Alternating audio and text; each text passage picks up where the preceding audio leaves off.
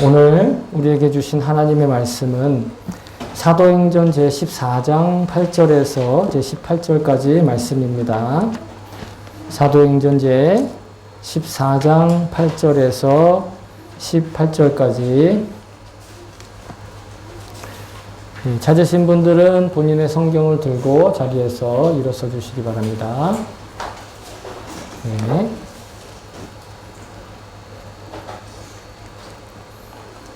네, 됐나요? 한 목소리로 같이 받들어 읽겠습니다. 시작. 루스드라에 발을 쓰지 못하는 지체 장애인 한 사람이 앉아 있었다. 그는 나면서부터 못 걷는 사람이 되어서 걸어본 적이 없었다. 이 사람이 바울이 말하는 것을 들었다. 바울은 그를 똑바로 바라보고 고침을 받을 만한 믿음이 그에게 있는 것을 알고는 큰 소리로 그대의 발로 똑바로 일어서시오 하고 말하였다. 그러자 그는 벌떡 일어나서 걷기 시작하였다. 무리가 바울이 행한 일을 보고 루가오니야말로 신들의 사람의 모습으로 우리에게 내려왔다 하고 소리질렀다. 그리고 그들은 바나바를 제우스라고 부르고 바울을 헤르메스라고 불렀는데 그것은 바울이 말하는 역할을 주로 맡았기 때문이다. 성 바깥에 있는 제우스 신당의 제사장이 황소 몇 마리와 화환을 성문 앞에 가지고 와서 군중과 함께 두 사람에게 제사를 드리려고 하였다. 이 말을 듣고서 바나바와 바울 두 사도는 자기들의 옷을 찢고 군중 가운데서 뚫어 들어가면서 외치면서 이렇게 말하였다. 여러분 어찌하여 이런 일을 하십니까? 우리도 여러분과 똑같은 성정을 가진 사람입니다. 우리가 여러분에게 복음을 전하는 것은 여러분이 이런 헛된 일을 버리고 하늘과 땅과 바다와 그 안에 있는 모든 것을 만드신 살아계신 하나님께로 돌아오게 하려는 것입니다. 하나님께서는 지나간 세대에는 이방 민족들이 자기네 방식대로 살아가게 내버려 주셨습니다. 그렇지만 하나님께서 자기를 드러내지 않으신 것은 아닙니다. 곧 하늘에서 비를 내려주시고 철을 따라 열매를 맺게 하시고 먹을거리를 주셔서 여러분의 마음을 기쁨으로 가득 채워 주셨습니다.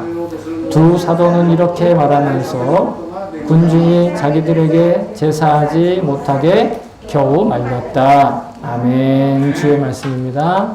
네, 모두 자리에 앉아주시기 바랍니다. 제가 설교를 위해서 잠깐 기도하겠습니다. 참 좋으신 하나님 아버지, 이 시간 두렵고 떨리는 마음으로 언제나와 같이 두렵고 떨리는 마음으로 주의 말씀 앞에 그리고 주님 앞에 섰습니다. 주님, 제가 말을 전할 때 나의 욕심이나 나의 생각이나 또 내 주관을 말하지 않고 하나님이 주시는 그 마음 그대로 하나님께서 허락하신 그 감동 그대로 함께 나누게 하시고 또 여기에 주 앞에 앉아 예배드리는 우리 성도들 마음 가운데 성령님께서 그 말씀을 받아 하나님의 말씀으로 듣게 하시고 각자에게 주시는 성령의 음성을 들을 수 있고 성령님이 주시는 격려와 위로를 받을 수 있게 역사하여 주옵소서. 감사드리며 예수님의 이름으로 기도합니다. 아멘. 아멘. 할렐루야.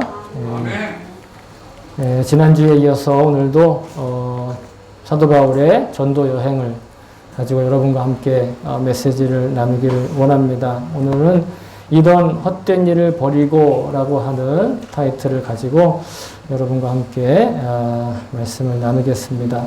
오늘은 특별히 루스드라라고 하는 도시에서 있었던 일 중심으로 주님 앞에 우리가 꼭 버려야 할 것들이 또 헛된 일들이 있을 때 과감히 용감하게 그것을 버릴 수 있는 주님의 마음을 오늘도 주님으로부터 직접 배울 수 있기를 축복합니다.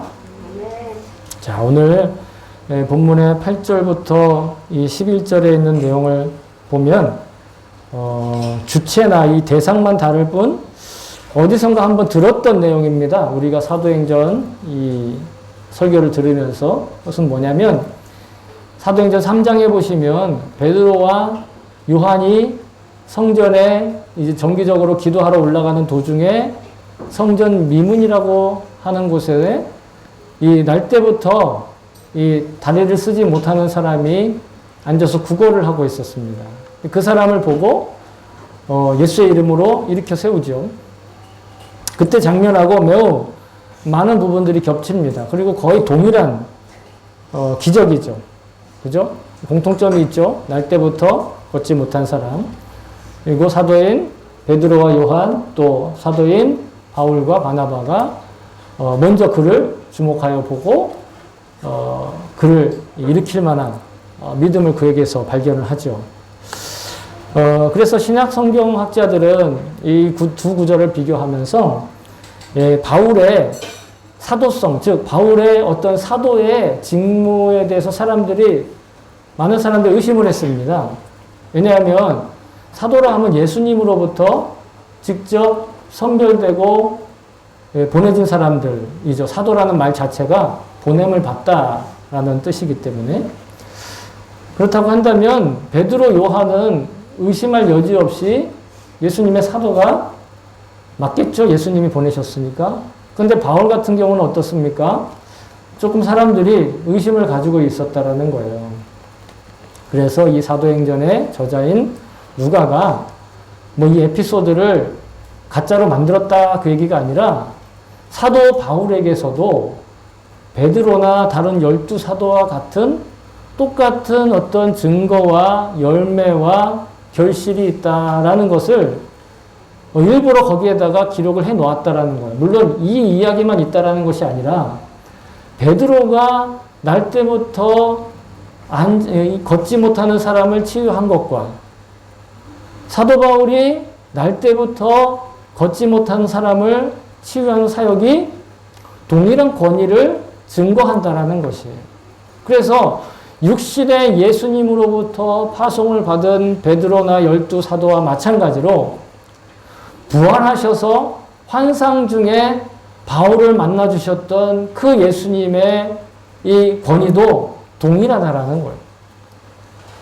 그래서 그 사도가 반드시 예수님의 어떤 육신의 관계에만 그치지 않고 진짜로 부활하신 예수님께서 그를 사도로 세우셨기 때문에 사도 바울에게서도 육신으로 파송받은 베드로와 12사도와 같은 역사가 또 그 증거가 나타났다라는 것이다. 이렇게 신약학자들은 이야기를 하고 있습니다. 이거 학문적인 얘기니까 여기에 덧붙여서 제가 오늘 여러분들과 함께 그건 그대로 학문적인 이야기고 거기서 더불어서 이 두 사람의 공통점 한 가지를 더 나누고 싶다라는 것입니다. 단순히 뭐 육신의 예수님과 부활하신 예수님이 동일하다라는 어떤 그런 것을 뛰어넘어서 두 사람의 공통점은 무엇이냐면 사도 베드로든 사도 바울이든 그 두 사람이 모두가 다 장애를 가진 사람. 다시 말하면 그래서 대부분 사람들이 그를 주목하지 못하고 인정하지 못하고 그 존재의 가치에 대해서 헤아리지 않는 버려진 것 같은 사람, 소외된 사람에 대해서 주목하고 유심히 눈여겨보았다라는 것이에요. 사도 바울이나 사도 베드로가 모두가 다 세상 사람들은 거들떠도 보지 않아요. 세상 사람들은 인정하지 않아요. 세상 사람들은 그냥 지나쳐가는 그 성전 미문에 앉아있던 사람이든 그 루스드라에서 바울의 말을 듣고 있었지만 날 때부터 걷지 못해 아마 이 사람도 구걸하는 사람이 아니었을까. 따라서 우리가 바로 참되게 이 바른 믿음과 바른 복음을 믿는 신앙 안에 있는 성도들이 바로 이 사도의 이 가르침과 본을 따라서 오늘날 내가 똑같은 그 사도의 기적을 일으키지 못해도 내가 똑같은 그 사도의 권위를 가지고 내가 사도다라고 말은 하지 못해도 말할 수는 없어도 그 사도가 먼저 보여주신 본을 따라서 오늘 우리가 순종할 수 있는 그 시선이 있다라는 것이에요. 그 시선으로 세상을 바라볼 수 있는 태도가 우리에게 사실은 이미 우리에게 다 각자 주어져 있다라는 거예요. 그런 시선을 가져야만 한다든가 그런 태도를 갖지 않으면 안 된다 이 뜻이 아니라 이미 우리에게 있다라는 겁니다. 그 기능과 능력이 우리에게 있다라는 거예요.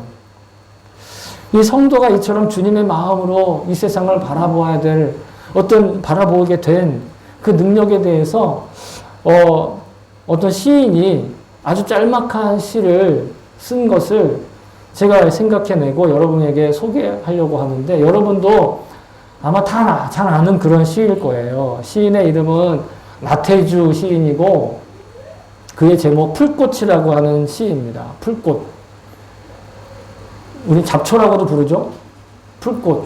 제목이 풀꽃이고 자 짧으니까 잘 들으셔야 돼요. 금방 지나갑니다. 자세히 보아야 예쁘다. 오래 보아야 사랑스럽다. 너도 그렇다. 이상 끝.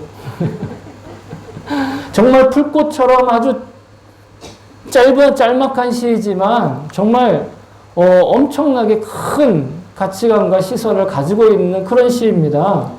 자세히 보고 오래 보아야 예쁘고 사랑스러운데 바로 너도 그렇다라는 거예요. 그런데 그 대상이 실은 우리라는 겁니다. 우리. 풀꽃과 같은 우리고 먼지와 같은 우리고 하나님께서 이 세상에 흙으로 우리를 지으셨다고 하지만 그 흙이라는 게 사실은요. 여러분 이렇게 구석구석에 굴러다니면서 청소할 때마다 우리를 귀찮게 하는 그 먼지에 불과한 거예요. 그 먼지를 묶어가지고 우리를 만드셨는데 그렇게 우리를 만드시고 자세히 보고 오래 보고 사랑스럽게 보시고 아름답게 보시고 있다라는 거예요. 그런데 그게 나한테서 머물지 않고 그렇기 때문에 우리는 그 사도가 하나님의 그 마음을 가지고 세상에서 주목하지 않는 사람들, 세상에서 그냥 버려진 사람들을 그런 자세하고 사랑스럽게 보는 그 시선으로 그들을 눈여겨보았는데 우리에게도 그 능력이 있다라는 것이에요. 여러분 우리가 예수님이 어떤 사도들을 세울 때 그런 어떤 자격 조건을 갖출 때 야 쟤는 사람을 살릴 만한 능력이 저 안에 있네. 아 쟤는 뭔가 기적을 일으킬 만한 힘이 있군. 아 그걸 꿰뚫어보고 그들을 사도를 세운 것이 아니라는 거예요. 그들이 기적을 일으킬 정도의 믿음이나 실력이 있었기 때문에 사도의 자격이나 직무가 주어진 것이 아니라 오히려 하나님께서 자신을 그렇게 바라보고 계신다라는 그 시선을 알고 있는 사람들을 사도로 부르셨다라는 겁니다. 그리고 사도는 자신을 그렇게 바라봐준, 자신을 그렇게 그 시선으로 만져주신 그 하나님의 시선으로 또다시 똑같이 그 주변의 사람들을 바라보고 그 주변에 있는 사람들에게 눈여겨 바라보았다.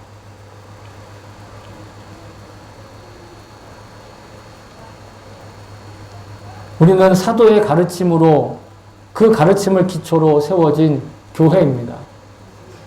그렇다고 한다면 사도들의 본을 따라서 우리도 마찬가지 그러한 능력을 가질 수 있다라는 것이죠. 리스드라가 바로 여기고 여기에서 있었던 일인데 성경 에베소서 4장 11절 12절은 이렇게 고백하고 있습니다. 그가 어떤 사람은 사도로, 어떤 사람은 선지자로, 어떤 사람은 복음 전하는 자로, 어떤 사람은 목사와 교사로 삼으셨으니 이는 성도를 온전하게 하여 봉사의 일을 하게 하며 그리스도의 몸을 세우려 하심이라. 주목할 구절은 그가 어떤 사람 사도로 세우셔서 그리스도의 몸을 세우려 하신다라는 거예요. 우리가 그러한 하나님의 시선을 가지고 이 땅을 바라보는 것, 이 땅에 가치 없는 것들의 가치를 부여해 주는 것, 이 땅에 소외된 것들에 대해서 하나님의 시선으로 바라봐 주는 것, 그것이 바로 그리스도의 몸을 세우는 것이다. 바른 복음을 믿는 바른 믿음에 서 있는 이 교회는 그러므로 세상이 주목하고 세속의 가치가 환호하고 이 세속의 시선들이 열광하는 그곳에 마음을 두기보다 하나님 아버지의 마음이 향해 있는 곳에 주목할 수 있는 능력이 우리 교회에 그리고 교회 지체되는 우리에게 이미 있다라는 것이에요. 그것을 잊지 않아야 된다라는 것입니다. 그 능력을 뭐 찾아내라, 그 능력이 있어야 된다, 빨리 발휘해라. 이게 아니라 잊지 말라는 거예요. 그러다 보면 하나님이 그것을 볼 수 있는 기회를 주신다라는 거예요.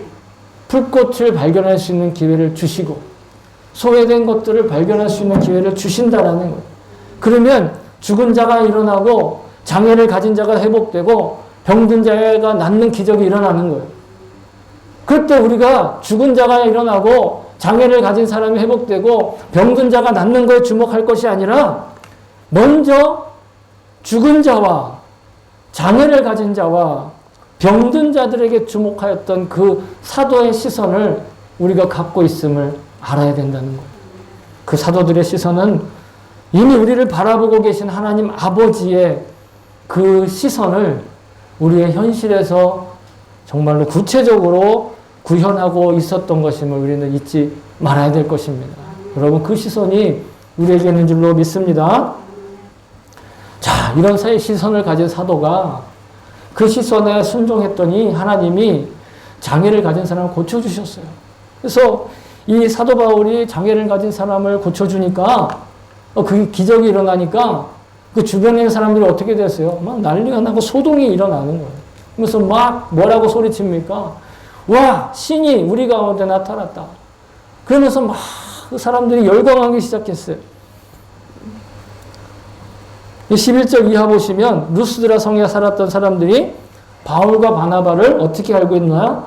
그리스 신화에서 가장 최고의 신을 제우스라고 부릅니다. 그죠?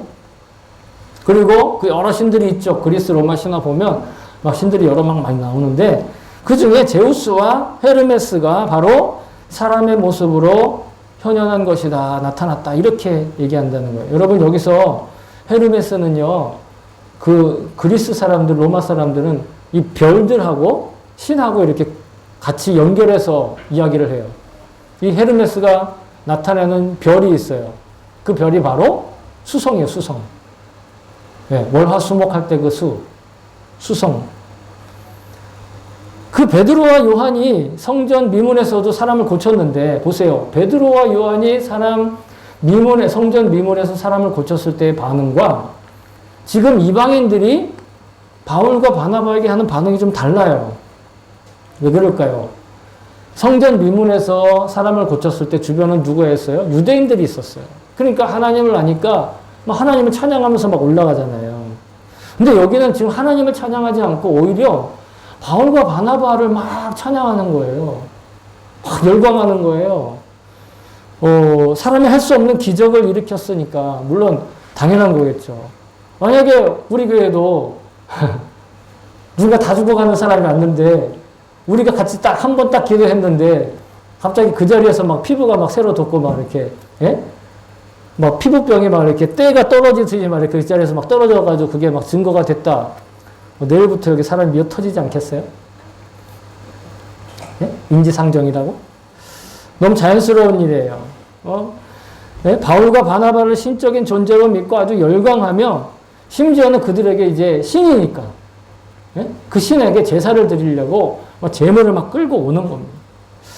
그런데 이 모습을 본 바울과 바나바는 보통 우리 같으면 그러면 막 좀 으쓱해지고 우쭐해질 텐데 바울과 바나바는 그것이 하나님께서 자기에게 잠시 맡겨주신 능력이라는 것을 그것에 순종해서 나타난 기적이라는 것을 알았기 때문에 오히려 그 사람들을 말리고 제지하고 그것을 억지로 제지했다라는 것이 제사하는 것을 막았다라고 하면서 오늘 본문이 끝나지만 실은 19절 20절까지가 루스드라에서 있었던 일인데 오히려 그 막은 것 때문에 오히려 그것을 제지한 것 때문에 자신들의 재물을 받아주지 않은 것 때문에 오히려 사람들이 바울과 바나바를 박해하고 심지어는 바울에게 돌을 던져서 바울이 거의 죽은 모습이 돼가지고 있잖아요. 쓰러져 있었어요. 기절했어요.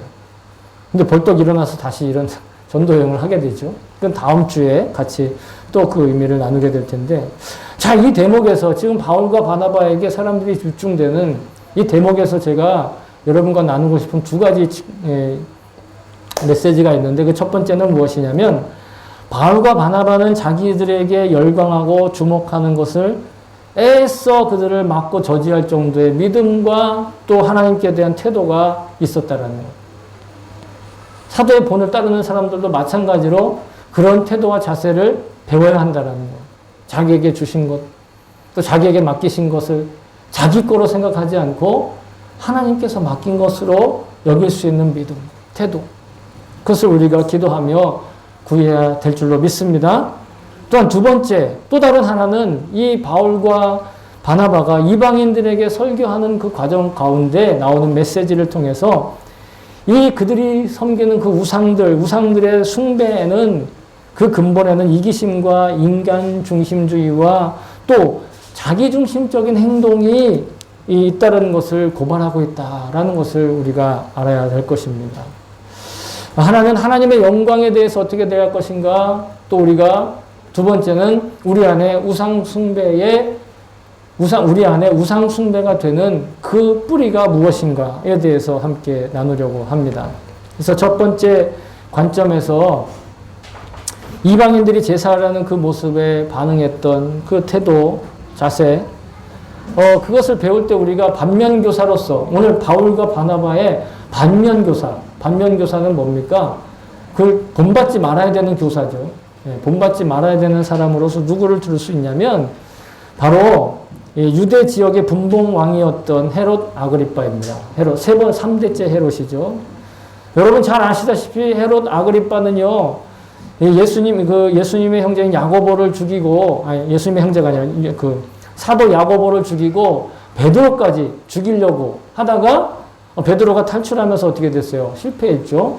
그리고 나서 가이사랴라고 하는 그 로마 식민지 통치하는 도시에 가서 있다가 어느 날 두로와 시돈 사람들이 그 헤롯과 친해지기 위해서 그 어떤 연설하는 자리를 만들었다가 그 연설하는 자리에서 어떻게 됐어요? 거기서 이제 벌레 먹혀 죽었다. 왜 벌레 먹혀 죽었습니까?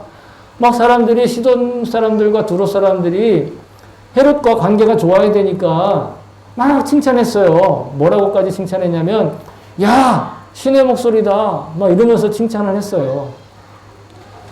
우리도 여러분들 이미자 선생님이나 조용필 씨나 이런 사람들, 저는 최근에 소향이라고 하는 그 CCM 가수 그 가창력을 딱 들으면서 이야, 대단하다.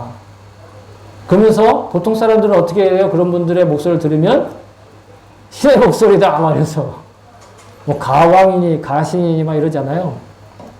죄송합니다. 이 원고에 없는 내용이라서 더 잘하시는 분이 좀 힘들겠는데, 어쨌든 간에 왜 그렇게 칭찬을 한 거예요.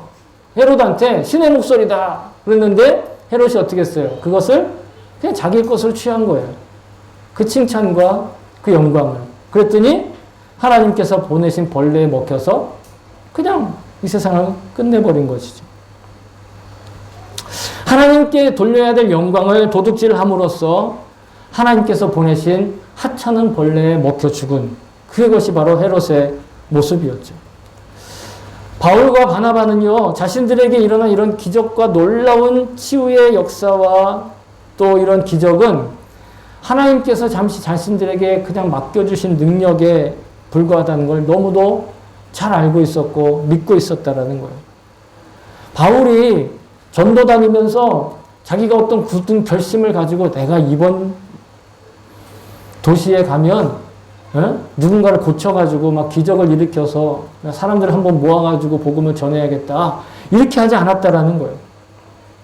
그냥 그들은 하나님께서 말씀하시고 또 하나님께서 보게 하시는 사람들을 보고 하나님께서 듣게 하시는 사람들, 그런 사람들에게 주목하고 그 일들에 순종했다라는 것이에요. 그리고 나서 하나님이 기적을 일으키시면 그러면 하나님께서 하신 일입니다.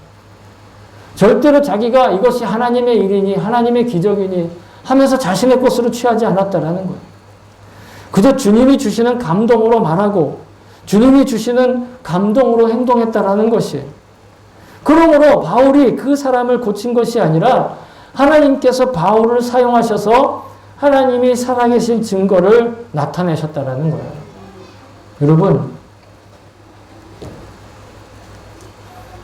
여러분 학창시절에 다 시험 보셨죠? 학창시절에 시험 보는데 시험 성적이 잘 나오거나 시험 성적이 못 나오거나 그때마다 이렇게 얘기하십니까? 아, 이번에는 내 펜이 잘 굴러가서 시험 성적이 잘 나왔어. 아, 이번에는 이놈의 펜이 잘 안 굴러가서 시험 성적이 잘 안 나오네. 그런 사람이 있어요? 정말로 그렇게 말을 하면 이건 쪼크고 개그지만 진짜로 그렇게 믿으면 어떻게 돼요? 정신병원에 좀 가봐야 되죠. 어느 누구도 자기가 쓴 펜이 그 펜의 잉크로 답을 써가지고 시험 성적이 나왔는데 그 펜의 성적이라고 얘기하지 않아요. 아, 자기 몸에서 잉크가 나왔습니까? 펜에서 잉크가 나와서 썼잖아요. 그런데 그 펜을 쓰고 있는 사람, 그 펜을 쥐고 있는 사람이 시험을 쳤을 때 답을 쓰고 그 시험 성적이 그 사람의 시험 성적인 거죠. 우리는 마치 하나님께서 우리를 그 펜과 같이, 그 도구와 같이 사용하시는 것임을 여러분 잊지 말아야 됩니다. 하나님 우리를 그렇게 사용하신다라는 거예요. 그래서 바울이 그에게 제물을 바치려고 했던 사람들 앞에서 이렇게 설교했어요. 이렇게 내용을 이야기했는데 17절에 여러분 성경에 보시면 곧 하늘에서 비를 내려주시고 철을 따라 열매를 맺게 하시고 먹을거리를 주셔서 여러분의 마음을 기쁨으로 가득 채워주셨습니다. 누가요? 하나님께서. 이러한 일은 오늘날 우리에게도 동일하게 일어나는 거예요. 하나님이 단지 어떤 기적을 보여주고 뭔가 대단한 것들을 막 보여주면서 마치 약장사가 뭔가 대단한 묘기를 보여주면서 약을 파는 것 같은 그런 사기꾼이 아니에요. 그런 마법사가 아니에요. 마술사가 아니에요. 이미 하나님은 태초에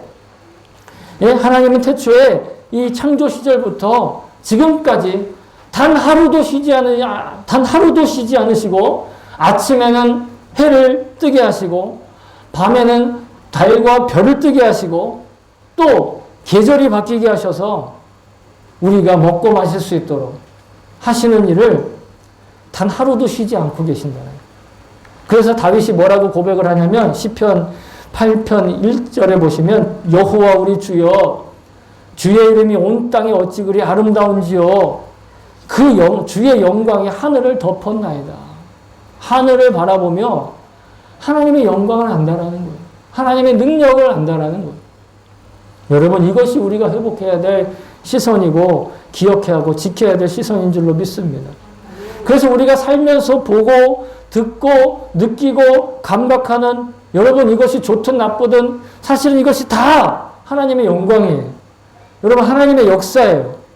이것이 하나님의 기적인 것을 믿습니다. 우리 몸 안에 있는 혈관이 있어요. 보신 적 있습니까? 보신 적이 없어요. 정상이죠. 근데 그 혈관이 굵은 것도 있고 조금 굵은 것도 있고 아주 얇은 것도 있어서 그 혈관이라고 부를 수 있는 것에 굵기와 상관없이 그것을 전부 다 이어가지고 쭉 늘어세우면 지구를 몇 바퀴 돈다고 그러죠? 제가 이게 녹화가 되고 있어서 함부로 얘기 못 하는데 제 기억으로는 3바퀴였던 걸로 기억이 나요. 모세 혈관까지 전부 다 합하면 하나님은 우리를 그렇게 만드셨다는 거예요. 여러분 오늘 아침에 배 열어가지고 간을 딱 꺼냈다가 간의 상태를 잘 보고 나서 안 좋으면 좀 씻어가지고 다시 이렇게 넣고 이렇게 오셨죠?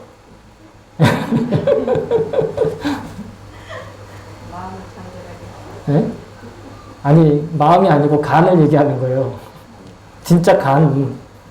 예? 여러분 오늘 아침에 잠깐 심장 좀 괜찮을 때는 심장 좀 천천히 뛰라고 하고, 예?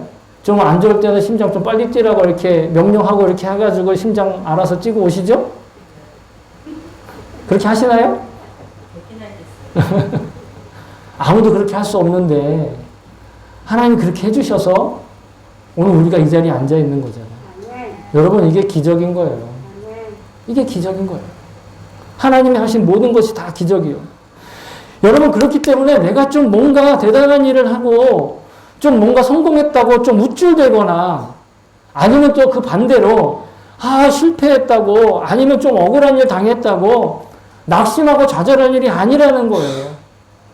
그저 나는 하나님께서 주님께서 창조해서 맡겨주신 내 인생이라고 하는 이 세상에서의 삶에 그 몫을 그저 감당해 나아가는 거. 하루에 하루만큼만. 그러고 살다 보면 하나님께서 내가 하는 일이 끝나면 내 다음 세대에 그 일을 또 맡기시는 거예요. 그 소유도 맡기시고, 사명도 맡기시고, 성공도 맡기시고, 심지어는 실패도 맡기신다라는 거예요. 하나님께서는요, 우리에게로부터 가져가실 권능도 있고, 우리에게 맡기실 권능 모두 다 가지고 계신 분이라는 거예요. 그래서 예수님이 비유로 말씀하신 누가복음 12장 16절부터 20절에 어떤 부자, 어떤 어리석은 부자 이야기가 나와요. 어느 한 해에 정말 풍작이 일어났어요. 그래가지고 창고를 하나 더 지을 정도의 풍작이 일어난 거예요. 그래서 실제로 창고를 하나 더 지었어요. 그리고 거기에 창고에다가 자기가 얻은 수확물을 다 넣어놨어요. 그러고 나서 보면서 뭐라고 그랬다고요? 이제는 좀 편히 쉬면 되겠구나. 이젠 내가 즐겁게 즐길 일만 남았구나. 근데 하나님이 그때 뭐라고 말씀하신다고요? 하나님은 이르시되 어리석은 자여 오늘 밤에 내 영혼을 도로 찾으리니 그러면 내 준비한 것이 누구의 것이 되겠느냐 하셨어요. 정말 우리가 이러한 지경에 처한다면 어떻겠어요? 이제 즐길 일만 남았어. 이제 내가 재밌게 놀 일만 남았어. 그런데 하나님이 오늘 너 가야 된다. 그럴 수 있다라는 거예요. 하나님은 그런 권한이 있고 권리가 있고 권세가 있으신 분이라는 거예요. 여러분 우리가 가지고 있는 영혼, 목숨, 능력, 명예, 눈에 보이는 소유물까지 사실은요 주님의 손에 좌우되고 있는 것은 바울은 분명하게 알고 있었다라는 거예요. 우리도 마찬가지로 그런 사람들이라는 거예요. 그러므로 바울과 바나바는 결코 자신의 한 일이라고 해서 자신들이 그 일을 이루었다고 해서 자기들이 한 일로 착각하거나 오해하고 자신을 추앙하고 찬양하는 것을 도저히 수용하고 받아들일 수가 없었다라는 거예요. 여러분, 저와 여러분도 이렇게 하나님의 영광을 가로채거나 하나님의 영광을 도둑질하는 일이 없기를 소망합니다. 자, 두 번째로 마지막 루스드라 사람들이 그런 그릇된 행동을 한 것에 대해서 바울이 이 15절에다가 그들의 행동을 진단하고 있는데 어떻게 얘기하고 있냐면 그들에게 우상에게 제물을 바치는 것, 그들에게 제사를 하는 것, 이것을 헛된 일이다 이렇게 얘기하고 있어요. 헛된 일이다. 일본어 성경은 우상을 떠나야 된다 이렇게 얘기하고 있는데 그 헛된 일을 우상이라고 번역하고 있는 거예요. 일본어 성경은. 근데 우리 성경은 헛된 일이다 이렇게 직접적으로 얘기를 하고 있어요. 왜냐하면 우상 이꼬르 헛된 일이고 헛된 일 이꼬르 우상이기 때문에. 자, 이사야서에는 우상에 대해서 뭐라고 얘기를 하고 있냐면 이사야서 44장 15절부터 17절까지 얘기를 한 절 한 절 여러분에게 소개해 드리는데 15절부터 소개해 드립니다. 자, 이사야가 말하기를 이 나무는 사람이 땔감을 삶는 것이거늘 그가 그것을 가지고 자기 몸을 덮기도 하고 불을 피워 떡을 굽기도 하고 신상을 만들어 경배하며 우상을 만들고 그 앞에 엎드리기도 하는구나 이렇게 얘기해요. 뭐라고 설명하느냐 그 다음 자 나무 토막 하나를 가지고 그 중에 절반은 불에 사르고 그 절반으로는 고기를 구워 먹고 배불리며 또 몸을 덮게 하여 이르기를 따뜻하다 내가 불을 보았구나 이렇게 얘기한다는 그죠? 당연하죠? 자 그 다음 근데 그 나무 토막의 또 나머지 반절로는 신상 곧 자기의 우상을 만들고 그 앞에 엎드려 경배하며 그것에게 기도하여 이르기를 너는 나의 신이니 나를 구원하라 하는도다. 그런데 여러분 우리는 너는 나의 신이니 이렇게 되어 있지만 일본어를 보세요. 오스쿠이 구다사이 아나타와 와타시노 카미 나무에다 대고 오스쿠이 구다사이 한다는 거예요. 나를 구원하라가 우리말로는 구원하라라고 이렇게 반말처럼 하지만 실은 그 나무 신상을 지금 그 반쪽은 자기가 잘라가지고 불 떼가지고 밥 먹고 몸을 데폈다고요. 근데 그 나머지 반쪽 가지고는 그게 신이라고 얘기한다라는 거예요. 이게 얼마나 어리석고 허무하고 헛된 일이냐 하는 것이에요. 우상을 섬기는 것, 우상 숭배를 하는 것, 이 정도로 헛된 일이라는 거예요. 우상 숭배하면 잘못하면 지옥가 이 정도의 일이 아니라 너무너무 그 실체를 알게 되면 우리가 지옥 가고 안 가고를 떠나서 우상 숭배를 할 수가 없는 존재라는 거예요. 여러분 우상에 대해서 이 성경이 규정해 주시는 이 말씀의 가르침을 부디 잊지 마시기를 축복합니다.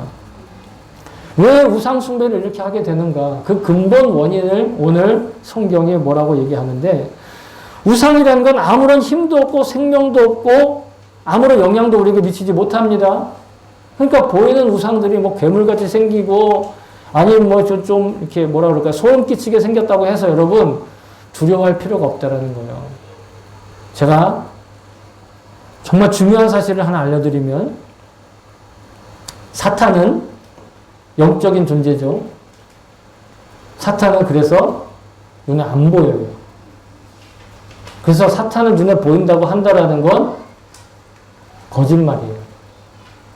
사탄을 눈에 보여준다고 하면서 자기네들이 뭐 이것도 하고 하는데 그건 사탄이 아니라 사탄에게 속은 사람들의 행동일 뿐이에요. 사탄 눈에 안 보입니다. 더불어서 사탄의 수하인 귀신도 눈에 안 보여요. 내가 귀신을 본 것처럼 느끼는 거 그건 내 신신경의 착시 현상이에요. 내가 그렇게 보고자 하면 다 그렇게 보여요. 그러니까 뭔가를 봤다. 악한 뭔가를 봤다. 하는 건 둘 중에 하나예요. 착시 현상이거나 일부러 거짓말하는 거. 뭘 믿든지 여러분들의 선택입니다. 자, 그런데 이 루스드라에 있는 사람들이 왜 바울과 바나바에게 그렇게 제사를 드리며 막 힘과 정성을 다해서 그를 섬기려고 했을까요? 바로 그리스 신화에 그들이 그 지역에 내려오는 전설 때문에 그랬다라는 거예요. 어떤 전설이 있느냐? 자, 그 루스드라에 아주 오랜 옛날에 그때 당시 얘기입니다.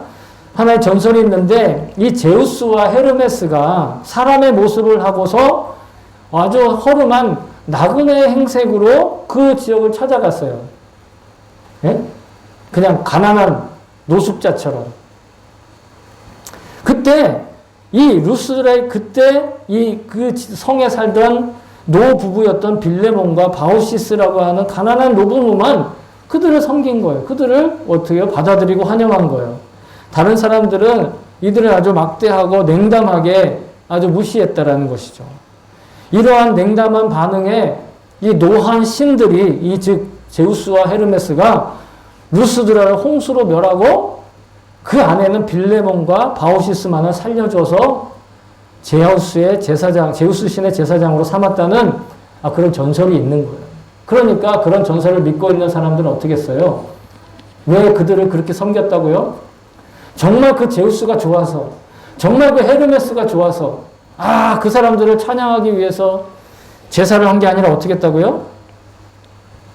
그들은 자기들에게 닥칠지도 모르는 저주, 아니면 애군, 혹은 불행, 그것을 피하고 액땜하기 위한 수단으로서 제사를 드리려고 했다라는 거예요. 제사를 못하게 말렸다고 하고 성경 일본어성에 제물을 드리지 못하게 되었다 이렇게 얘기하는데 사람들이 우상숭배를 왜 합니까? 고사나 제사를 왜 드리는 거죠? 이 세상의 모든 어떤 감사를 표현하는 것이 아니라 자기 중심적이고 이기적인 성공을 노리는 꼼수와 묘수가 도사리고 있다는 거예요. 내가 애군을 피하기 위해서, 내가 액땜하기 위해서 고사 지내고 제사 지낸다라는 거예요.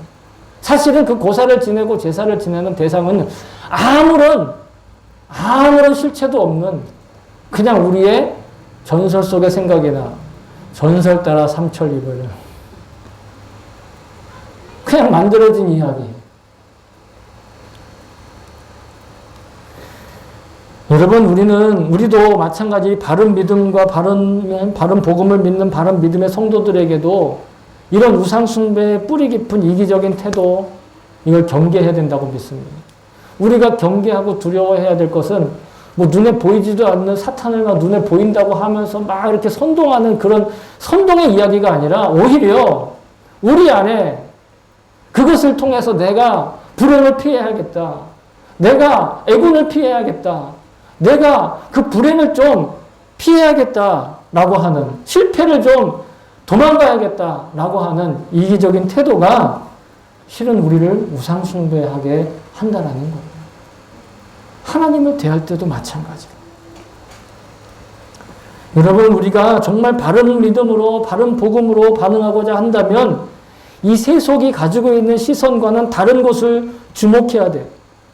우리의 가치관이 세속의 욕심과는 지금 다른 것으로 채워져야 되는 거예요.